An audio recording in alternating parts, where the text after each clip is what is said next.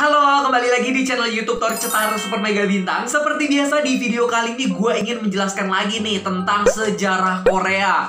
Nah, kalau yang terakhir kita sudah mempelajari sejarah Korea tuh gue udah ngasih tahu ya tentang sejarah Korea, masa pendudukan Amerika Serikat dan Uni Soviet di daratan Korea. Sekarang kita ganti nih dengan tema baru. Apa sih temanya? Nah, di tema video sejarah kali ini gue bakal mengangkat tentang kemerdekaan Korea, pemisahan dan munculnya dua Korea tahun 1945 sampai Perang Korea 1950. Seperti biasa ketika gue bikin video tentang sejarah Korea ini, gue sudah memiliki skrip buku bacaan, jadi gue takut salah menyampaikan informasi, karena mungkin seperti yang sudah kalian tahu, gue itu kuliah jurusan Korea, jadi gue juga mempelajari tentang sejarah Korea, dan ini buku ilmu dari dosen gue, dan gue ingin menyampaikan juga dalam bentuk video dan hiburan untuk kalian semua. Jadi kalian juga tahu tentang wawasan Korea, bahwa Korea itu tidak hanya K-pop, tidak hanya K-drama, tapi sejarahnya juga menarik loh. Oke, mari kita lanjut. Yang pertama kan kita di sini bakal ngebahas tentang kemerdekaan Korea, pemisahan dan munculnya dua Korea 1945 dan Perang Korea 1950. Yang pertama yaitu ada pembebasan, pemisahan dan pendudukan sekutu. Apa sih itu? Jadi di dalam itu semua tuh ada beberapa poin yang ingin gue jelaskan juga sama kalian semua, oke? Yang pertama itu keputusan sekutu atas Korea di Kairo. Mungkin kalian udah tahu kan di Kairo emang ada apa sih? Ayo, kalau belum nonton video sejarah gue sebelumnya, di situ gue udah ngejelasin beberapa pertemuan ada di Kairo, ada di berbagai negara juga gitu ya. Lanjut. Nah, keputusan sekutu atas Korea di Kairo pada November 1943 melahirkan deklarasi Kairo yang dalam kutip dalam waktu dekat Korea akan bebas dan merdeka. Hasil keputusannya seperti itu ketika pertemuan di Kairo. Terus berikutnya Stalin menyetujui keputusan itu pada konferensi Tehran pada 8 Agustus 1945. Uni Soviet menyatakan perang terhadap Jepang sambil mengarahkan pasukan ke timur laut Korea ke timur laut Korea gitu. Pada waktu yang sama, pasukan Amerika Serikat sedang berperang menghadapi pasukan Jepang di Okinawa.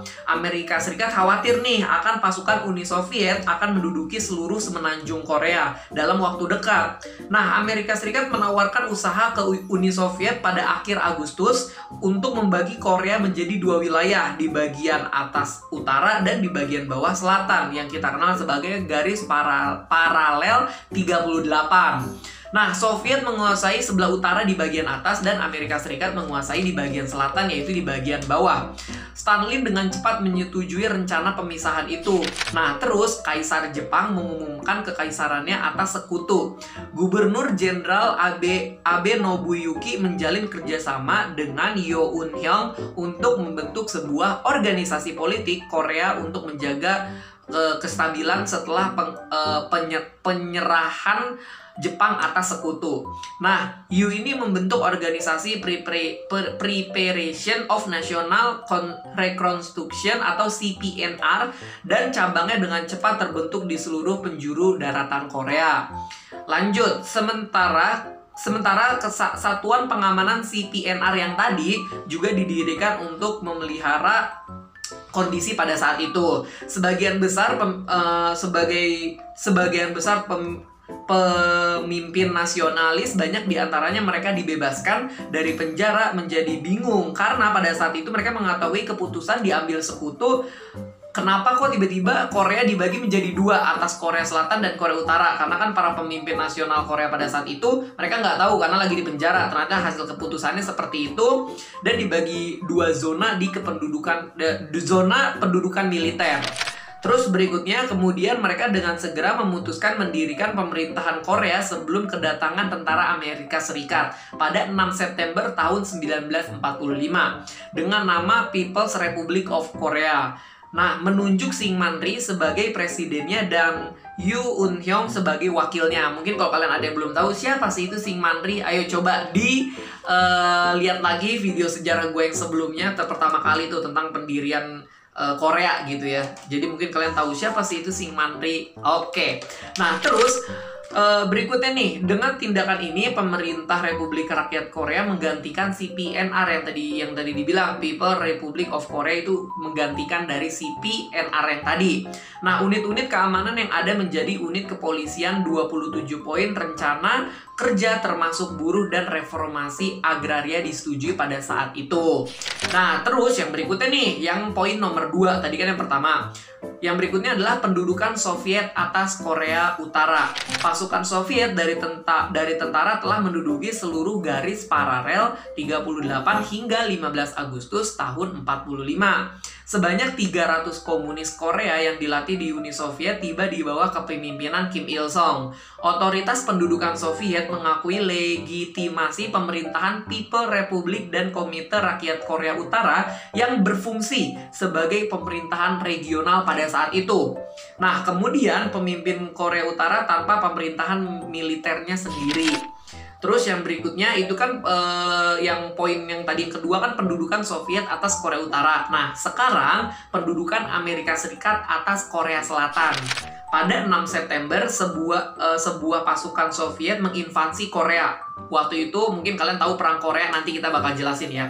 Jadi pada tanggal 6 September itu pasukan Soviet itu menginvasi Korea sebanyak 72.000 pasukan.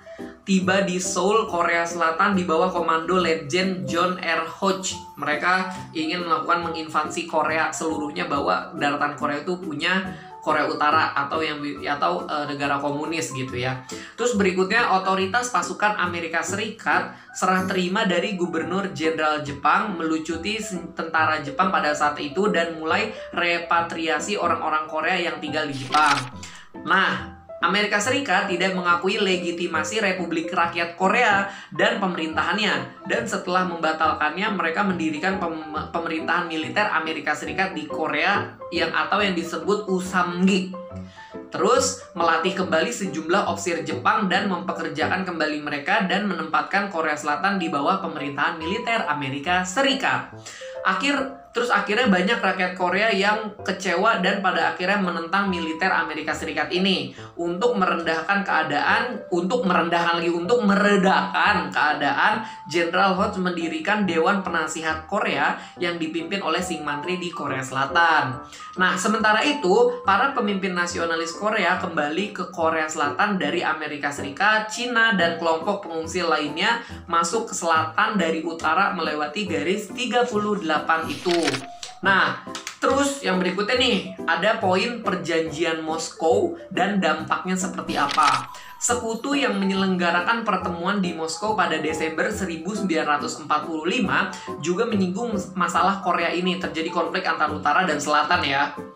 Akibatnya, mereka menyetujui untuk mendirikan sebuah pemerintahan nasional Korea yang mengakhiri pendudukan sekutu. Pembentukan pemerintahan Korea baru di bawah perwalian 5 tahun sekutu. Amerika Serikat berencana meletakkan Korea di bawah kekuasaan perwalian sekutu lebih lama lagi, namun tidak disetujui oleh para menteri luar negeri negara-negara sekutu yang ada pada saat itu. Nah, para menteri luar negeri itu memberi mandat ke otoritas pendudukan Amerika Serikat dan juga Uni Soviet untuk membentuk komisi gabungan dan melaksanakan persetujuan Moskow. Persetujuan Moskow yang disampaikan ke publik pada Natal 1945, 25 Desember ya, menimbulkan kemarahan seluruh rakyat Korea. Persetujuan itu ditentang oleh kelompok kanan dan juga kelompok kiri. Mereka melakukan demonstrasi anti perwalian sehari setelah mogok kerja pegawai pemerintahan, para penjaga toko dan buruh dan juga masyarakat lainnya. Nah, pada tanggal 30 Desember 1945, di tengah pergolakan politik yang berkembang dalam kaitan rencana anti perwalian ini, Song Chin-woo, tokoh terkenal garis kanan Partai Demokratik Korea, tiba-tiba dibunuh. Ini menandai awal dari serangkaian peristiwa tragis di Korea Selatan. Awal mulanya seperti itu. Nah, jadi kurang lebih video kali ini gue bakal menjelasin sampai situ aja, karena nanti durasinya takut terlalu lama. Nanti kita bakal lanjut di next berikutnya ya. Jadi materi yang Kali ini tuh temanya tentang kemerdekaan Korea, pemisahan, dan munculnya dua Korea 1945 sampai 1950. Jadi itu awal-awal kisahnya. Terus nanti di video selanjutnya gue bakal bikin tema tuh pendudukan Amerika dan Uni Soviet di Korea. Video ini udah gue bikin sebelumnya, cuman itu baru latar belakangnya aja. Mungkin kalian bisa tonton. Tapi yang video kedua ini nih yang nanti bakal gue buat, pendudukan Amerika dan Uni Soviet di Korea, itu yang jilid 2-nya, inti dari masalahnya. Oke? Jadi video yang pertama sampai sini dulu. Terima kasih banyak telah menonton video ini dari awal sampai akhir. Jangan lupa untuk like, komen, dan juga subscribe channel YouTube ini. Oke?